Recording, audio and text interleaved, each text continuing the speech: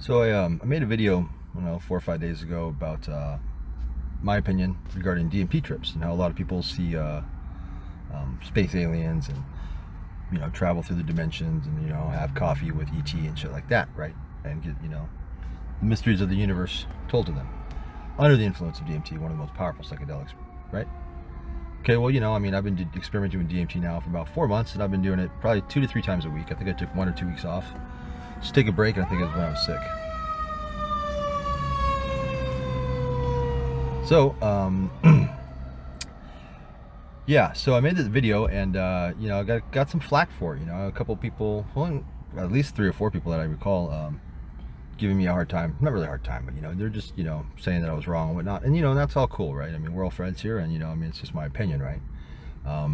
But I did want to stress a couple things because I didn't have a chance to really comment and respond to these guys. Some of their comments were like, epically long, and I didn't have the time to do it. So I can respond now, and kind of some of them brought up some good points that I didn't touch upon that I should.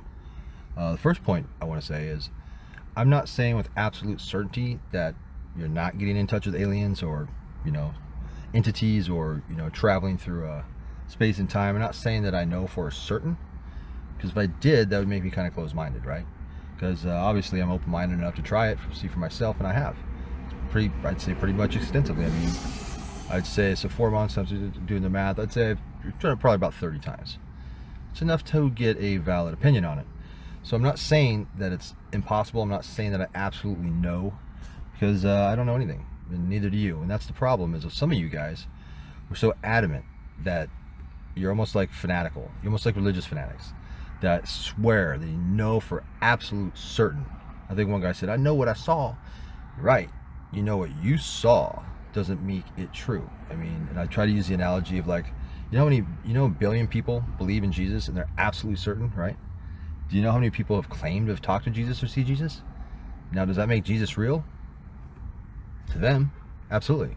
So basically, you're no longer being scientific. What you're doing is you're closed-minded to the fact that these could be hallucinations, that these could be somehow, or archetypes that are flowing into the consciousness. One guy brought up Jung. I'm well versed in Jung too. It's been a while, but yeah, I studied Jung, Freud, Wilhelm Reich, Steckel, all the great pioneers of psychoanalysis, and it's I'm familiar with these concepts, and it's not Jung, just because some of Jung's concepts, also with the archetypes and stuff, just because some of these things fit into a theory, which is, by the way, not the majority, not even close to the majority of theories about DMT, doesn't make it right. You can pick and choose facts from this people, this place, this author, this scientist, this magazine, this and that, and build this fucking like kind of hollow empire of facts, right? Facts taken from this guy, facts taken from this book, and then it's like, look, it's a majority, it's fucking proven, it's fucking fact. Look at all these facts. Well, let me tell you some facts. The vast majority of the scientific community does not think DMT puts you in contact with aliens. In fact, it's probably 0.1% of the scientific community would actually believe that. Okay? Not even 1%, a fraction of 1%. So it's not the majority. The majority of people that do DMT do not believe you're getting in contact with space aliens or traveling the dimensions of time. That's just a fanciful tale that's been passed along, that you read about whenever you read about DMT in the forums and magazines, listen to it on Joe Rogan, whatever. You always hear these stories, right? And you can bring up, well, why do all these people see these entities then? The fact is, they don't. Okay? Not everybody sees these entities. And you can say, oh, well, it's just because they're out of practice, or they haven't got that deep yet. Well, you know what? Psychedelics especially. Oh, one dude brought up that I was started kind of like soapboxing on about well, you have to understand psychedelics, dude. And it's like, whatever. It's like, I'm pretty well versed in psychedelics. I've probably taken more than most people. All right. And I do understand it on a personal level, and I've also studied it on a more analytical level. And the thing is, guys, you can't close your mind and just be like, yes, it's true because you want it to be true. And that's what it is you want it to be true, so it's fucking true. It's got to be true. You ignore all the evidence, right? Why does the vast majority of the scientific community do not believe DMT contacts you to space aliens? One, because there's no fucking proof. Just because lots of people say it does, right? When I say lots, what are we talking about? Several thousands at the most, right? Okay. Well, there's tens or hundreds of thousands that say that no, you don't get in touch with space aliens. So if we're doing a numbers game here, and I speculated that one theory was that because everybody who wants to do DMT and who's read about it, right, has heard these stories. When you hear these stories, and then you take a powerful psychedelic like that, psychedelics make you very suggestible. Sorry, and it's very easy to understand why people will see aliens. They go in there, they take the trip, and they're expecting to see aliens. Just like people when they do acid, if they're anticipating having a bad trip, a lot of times they will. It's suggestive, you know. If you're suggesting yourself to, you're conditioning yourself. It's basically what you're doing. Now, is it impossible? No, it's not possible. Sure, it's possible. It's also possible for me to play Shaq, you know, for the Phoenix Suns one-on-one in basketball and win. Is it possible? Sure, he could. I mean, he could slip on a banana and break his neck, and I'd have to stand up on top of him and fucking slam dunking. But it could happen. It could happen. Now, and then the whole thing with Occam's razor, I wish I would have, I'm not at home obviously, so I didn't bring my notes. I can't see the comments, otherwise I'd address them specifically. So I'm kind of just jumping around. But as far as the Occam's razor goes, what's the easiest thing?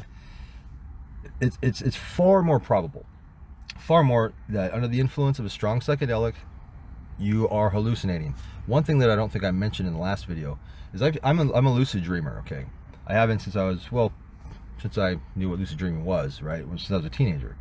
And as I've gotten older, you get better, right? Unless you're like drunk or something, like, you know, whatever. If you're just typical night, you know, if I start dreaming, if I recall that I'm dreaming, I can usually realize, I almost always realize that I'm dreaming, but I test it because there's always a certain amount of uncertainty, right? Depending on how asleep you are and whatnot, right?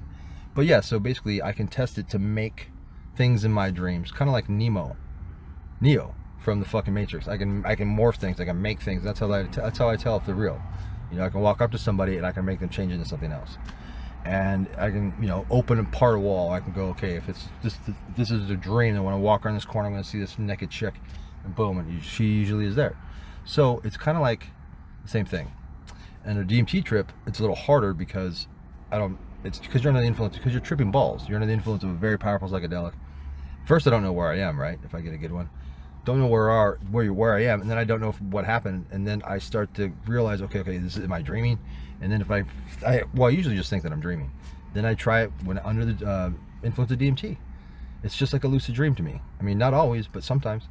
And yeah, I can make these aliens change according to my will, which means they are figments of my imagination. All right. And somebody suggested, well, then those ones are hallucinations. Okay, but see, now we're picking and choosing.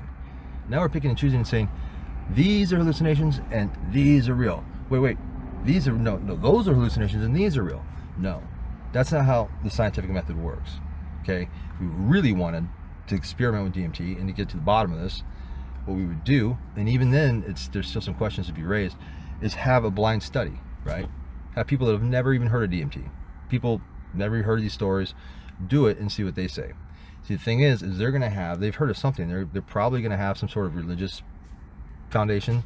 So they're probably going to see things and they're going to interpret them as angels or spiritual entities of some sort, because that's what we've been indoctrinated in. Just like Native Americans often would see the things that their religions were based around. So a lot of them would see skinwalkers. A lot of their trips usually had something to do with animals, right? Why? Because they were surrounded by animals. It was a big part of their culture. Our culture, big part of our culture is aliens.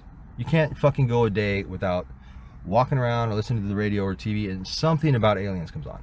You know, cartoon, some advertising, whatever it is. We're so heavily indoctrinated into that we think, I mean, that there's almost no way, if we're expecting a spiritual experience, that you're going to see aliens or God or some sort of entity, right?